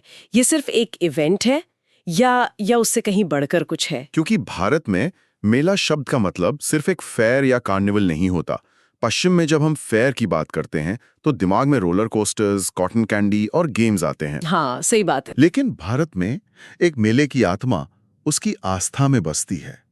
ये असल में किसी जगह की संस्कृति, आस्था और सामाजिक ताने बाने का एक जीता जागता रिफ्लेक्शन होता है। एक जीता जागता रिफ्लेक्शन। ये एक टेम्पररी सिटी की तरह है जो आस्था की नींव पर खड़ी होती है। बिल्कुल। ये सिर्फ मनोरंजन नहीं, ये एक कलेक्टिव एक्सपीरियंस है, एक जुड़ाव महसूस करने की जगह। बिल्कुल, आपका टेम्पररी सिटी वाला पॉइंट कमाल का है। मुझे कॉलेज फेस्ट की याद आ गई। हाँ। 3 दिनों के लिए पूरा कॉलेज एक अलग ही दुनिया बन जाता था।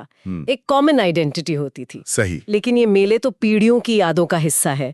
दादा दादी, नाना नानी सब अपनी कहानियां सुनाते हैं कि वो कैसे बैलगाड़ी में बैठकर मेला देखने जाते थे। हाँ, ये कहानियां तो हर घर में हैं। ये यादें हमारे डीएनए में है।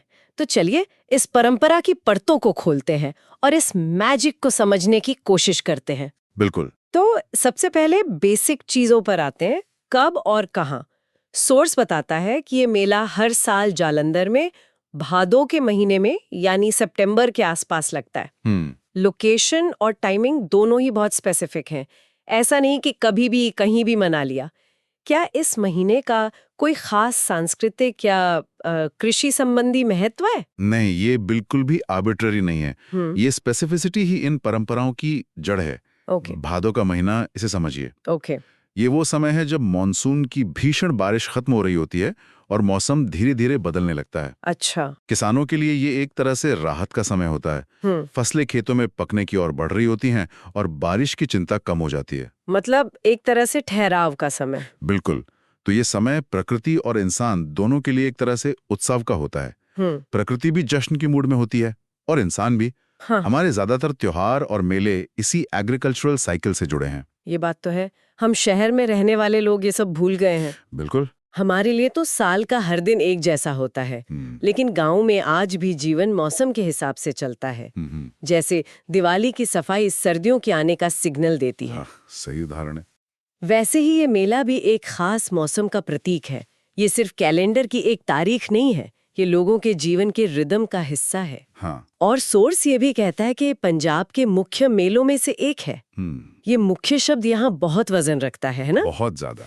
इसका मतलब है कि कोई छोटा मोटा लोकल इवेंट नहीं है, ये एक ग्रैंड अफेयर है। मुख्य मेला का मतलब है कि सिर्फ एक धार्मिक जमावड़ा नहीं, बल्कि एक पूरी आध्यात्मिक अर्थव्यवस्था है, एक स्पिरिचुअल इकोनॉमी। स्पिरिचुअल इकोनॉमी, ये इंटरेस्टिंग है। ये एक ऐसा इकोसिस्टम है जहां आस्था ही सबसे बड़ी करेंसी है और इसी से हजारों लोगों का घर चलता है। सोचिए, छोटे छोटे दुकानदार जो साल भर इस मेले का इंतजार करते हैं। हाँ। अपनी चीजें बेचने के लिए खिलौने वाले, चूड़ियां बेचने वाले, झूले वाले, खाने पीने के स्टॉल लगाने वाले।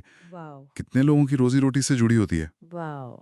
मैंने कभी इस तरह से नहीं सोचा। ये भक्ति और व्यापार का वो संगम है जो आधुनिक अर्थशास्त्र के नियमों से परे है। मतलब ये कि अगर ये मेला एक दिन बंद हो जाए तो इसका असर सिर्फ लोगों की आस्था पर नहीं, बल्कि उस पूरे इलाके की अर्थव्यवस्था पर पड़ेगा। बिल्कुल, बहुत बड़ा असर होगा। और ये सब बाबा सोडल, जिन्हें एक महान आत्मा कहा गया है, उनके सम्मान में होता है। किसी एक व्यक्ति के लिए इतना बड़ा आयोजन होना, वो भी सदियों बाद, ये दिखाता है कि उनकी लेगेसी लोगों के दिलों में कितनी गहरी है। बिल्कुल, ये सिर्फ एक ऐतिहासिक हस्ती को याद करना नहीं है, ये उनके आदर्शों को, उनकी शिक्षाओं को हर साल जिंदा करने जैसा है। ये दिखाता है कि उस व्यक्ति की आध्यात्मिक शक्ति समय से परे है। तो हमने समझा कि ये मेला कब और क्यों महत्वपूर्ण है, लेकिन जो बात मुझे सबसे ज्यादा हैरान कर रही है वो ये है कि सोर्स के मुताबिक सिख धर्म के अनुयायियों के लिए भी ये दिन बहुत शुभ माना जाता है। ये बात थोड़ी कंफ्यूजिंग है, क्योंकि हम तो हर चीज को धर्म के अलग अलग डिब्बों में डाल के देखते हैं, ये हमारा, ये तुम्हारा। तो ये धार्मिक सीमाओं के पार कैसे जाता है? यहाँ सबसे दिलचस्प बात यही है, ये पंजाब की सिंक्रेटिक कल्चर यानी मिली-जुली संस्कृति का एक बेहतरीन उदाहरण है। Syncretic culture? हाँ, पंजाब हमेशा से ही संस्कृतियों का संगम रहा है। एक बाबा की समाधि है जिन्हें एक संत के रूप में पूजा जाता है, और वहाँ सिख अनुयायी भी पूरी श्रद्धा से आ रहे हैं। अच्छा। ये दिखाता है कि आस्था अक्सर धर्म की तयशुदा सीमाओं से परे होती है। जमीनी स्तर पर लोगों के लिए बाबा सोडल की रूहानियत, उनकी स्पिरिचुअल एनर्जी मायने रखती है, ना कि कोई धार्मिक लेबल। मतलब ये किसी एक धर्म का इवेंट नहीं, बल्कि पूरे क्षेत्र का, एक कम्युनिटी का त्योहार है। एग्जैक्टली। जैसे हम देखते हैं कि अजमेर शरीफ दरगाह पर हर धर्म के लोग अपनी मन्नतें लेकर जाते हैं। बिल्कुल सही। या फिर मुंबई में माउंट मैरी चर्च के मेले में हर कोई शामिल होता है, चाहे वो किसी भी धर्म का हो। ये वैसी ही एक शेयर्ड हेरिटेज वाली बात है, एक साझा विरासत जिसे सब अपना मानते हैं। बिल्कुल, ये एक तरह की कलेक्टिव कॉन्शियसनेस है। ये वो धागे हैं जो समाज को जोड़ कर रखते हैं, जहां पहचान से ज्यादा भावना और आस्था मायने रखती है। ये इस बात का सबूत है कि जमीनी स्तर पर लोग एक दूसरे की परंपराओं का सम्मान करते हैं और उनमें हिस्सा लेते हैं। जब आप मेले की भीड़ में होते हैं तो कोई आपसे आपका धर्म नहीं पूछता। सही बात है। सबकी आंखों में एक जैसी श्रद्धा होती है, सबके दिल में एक जैसी उम्मीद। ये सोचना भी कितना खूबसूरत है कि इतनी भीड़ में, जहां आप किसी को नहीं जानते, फिर भी आप अकेले नहीं होते। यही भारत की असली ताकत है। हाँ, okay, let's unpack the rituals, क्योंकि किसी भी मेले का असली अनुभव तो उसकी रस्मों में ही छिपा होता है। बिल्कुल। सोर्स बताता है कि सारा मेला बाबा की समाधि के आसपास लगता है। ये समाधि ही उस पूरे आयोजन का केंद्र है, एक स्पिरिचुअल न्यूक्लियस। न्यूक्लियस। और वहाँ बाबा का एक पेंटेड पोर्ट्रेट रखा जाता है जिसे फूलों और मालाओं से सजाया जाता है। इस पोर्ट्रेट का क्या महत्व है? पोर्ट्रेट का होना बहुत सिंबॉलिक है। जब कोई व्यक्ति शारीरिक रूप से मौजूद नहीं होता, तो उसकी तस्वीर या मूर्ति ही भक्ति का केंद्र बन जाती है। अच्छा, ये एक पर्सनल कनेक्शन बनाने का जरिया है। भक्त उस तस्वीर को देखकर बाबा को महसूस करते हैं, उनसे बात करते हैं, अपनी परेशानियां बताते हैं। जैसे हम अपने घरों में अपने पूर्वजों की तस्वीरें रखते हैं। एग्जैक्टली। ये वैसा ही है, बस इसका स्केल बहुत बड़ा और सार्वजनिक है। वो तस्वीर सिर्फ एक पेंटिंग नहीं, बल्कि बाबा की मौजूदगी का प्रतीक बन जाती है, एक पोर्टल बन जाती है भक्तों के लिए। और फूलों और मालाओं से सजावट, ये सुनकर ही आंखों के सामने एक खूबसूरत भक्ति वाला माहौल बन जाता है। रंग बिरंगे फूल, उनकी खुशबू, अगरबत्तियों का धुआं। घंटियों की आवाज। हाँ, ये सब मिलके एक सेंसरी ओवरलोड जैसा होता होगा, लेकिन एक अच्छे तरीके से। ये छोटी छोटी डिटेल्स ही तो उस जगह की पूरी वाइब बनाती हैं। आपने बिल्कुल सही शब्द इस्तेमाल किया, वाइब। ये उस जगह को एक आम जगह से एक पवित्र स्थान में बदल देती हैं। और फूल और माला चढ़ाना समर्पण और सम्मान का एक यूनिवर्सल एक्ट है। आप दुनिया के किसी भी कोने में चले जाइए, किसी भी संस्कृति में, फूल हमेशा से पवित्रता, सुंदरता और अपनी भावनाएं व्यक्त करने का माध्यम रहे हैं। सही है। ये बिना कुछ कहे अपनी श्रद्धा व्यक्त करने का एक तरीका है। ये एक छोटा सा काम है, लेकिन इसके पीछे की आस्था बहुत बड़ी होती है। जब कोई भक्त माला चढ़ाता है, तो वो सिर्फ फूल नहीं, बल्कि अपनी प्रार्थनाएं, अपनी उम्मीदें, अपना विश्वास चढ़ा रहा होता है। अब आते हैं मेले के एक और बहुत जरूरी हिस्से पर। सोर्स में लिखा है कि मेले में सोडल का सरोवर नाम का एक पवित्र तालाब भी है। हाँ, सरोवर। और लोग इस सरोवर के पवित्र जल में डुबकी लगाते हैं। ये तो हमारे देश में बहुत आम बातें हैं ना? हाँ, हर जगह है। लेकिन इसके पीछे का लॉजिक क्या है? क्या ये सिर्फ एक परंपरा है या इसका कोई गहरा मनोवैज्ञानिक असर भी होता है? यही मेरा सवाल था। अगर हम इसे बड़े पैमाने पर देखें तो पानी को हमेशा से शुद्धिकरण का प्रतीक माना गया है, हर धर्म में, हर संस्कृति में। पवित्र सरोवर में डुबकी लगाना सिर्फ शरीर को साफ करना नहीं है, ये एक सिंबॉलिक एक्ट है, अपने मन के मैल को, अपनी परेशानियों को, अपने पापों को धोने का। एक तरह से आध्यात्मिक रिन्यूअल। बिल्कुल, अ स्पिरिचुअल रीसेट बटन। जब कोई व्यक्ति उस ठंडे पानी में डुबकी लगाकर बाहर निकलता है तो उसे लगता है कि उसका सारा बोझ हल्का हो गया है, वो तरोताजा हो गया है, सिर्फ शारीरिक रूप से नहीं बल्कि मानसिक और आध्यात्मिक रूप से भी। ये बिल्कुल वैसी ही फीलिंग है जैसे एक बहुत मुश्किल दिन के बाद घर आकर एक लंबे शावर के बाद महसूस होता है। अरे वाह, क्या बढ़िया एनोलॉजी है। या एक अच्छा रोने के बाद मन हल्का हो जाता है। आप शायद अपनी प्रॉब्लम सॉल्व नहीं करते, लेकिन आपको उनसे लड़ने की एक नई हिम्मत मिल जाती है। वही तो। लॉजिक शायद इस बात को ना माने, लेकिन ये विश्वास की शक्ति है जो काम करती है। और सोर्स ये भी कहता है कि डुबकी लगाने के बाद लोग समाधि पर प्रसाद चढ़ाते हैं। ये एक पूरा सीक्वेंस है। हाँ, और ये रिचुअल का साइकिल पूरा करता है। ये बहुत ब्यूटीफुली डिजाइन्ड है। कैसे? पहले खुद को पवित्र किया, यानी ईश्वर से मिलने के लिए खुद को तैयार किया, ओके। और फिर पवित्र मन से अपनी भेंट या ऑफरिंग्स चढ़ाई। ये ऑफरिंग्स कुछ भी हो सकती हैं, मिठाई, फूल या बस एक प्रार्थना।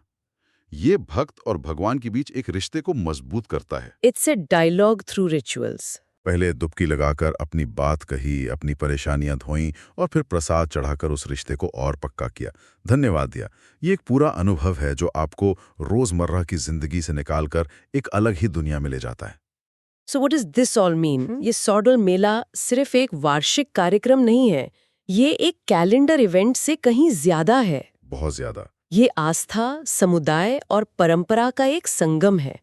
ये एक ऐसी नदी है जिसमें हर साल लाखों लोग आकर अपनी आस्था की डुबकी लगाते हैं और तरोताजा होकर लौटते हैं। ये एक टेम्पररी स्पिरिचुअल सिटी है, एक स्पिरिचुअल इकोनॉमी है और एक कम्युनिटी बॉन्डिंग इवेंट है, सब एक साथ। और ये हमें ये भी बताता है कि आज की मॉडर्न, डिजिटल, हाइपर इंडिविजुअलिस्टिक दुनिया में, जहां हम सब अपने अपने फोन में घुसे रहते हैं, इन स्थानीय परंपराओं का महत्व कम नहीं हुआ है, बल्कि शायद और बढ़ गया है।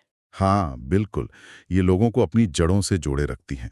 This raises an important question. ऐसी कौन सी चीज है इन मेलों में जो आज भी लाखों लोगों को अपनी ओर खींचती है? टेक्नोलॉजी, मॉल, सिनेमाघर, इन सब के होने के बावजूद लोग इस भीड़ में, इस गर्मी में क्यों आते हैं? शायद वो एक उम्मीद है, एक सुकून है, और एक बिलोंगिंग की फीलिंग। एग्जैक्टली एक बिलोंगिंग की फीलिंग है जो भीड़ में भी अकेले महसूस नहीं होने देती। ये शायद आधुनिक अकेलेपन का एक सदियों पुराना इलाज है। चलिए आगे बढ़ते हैं।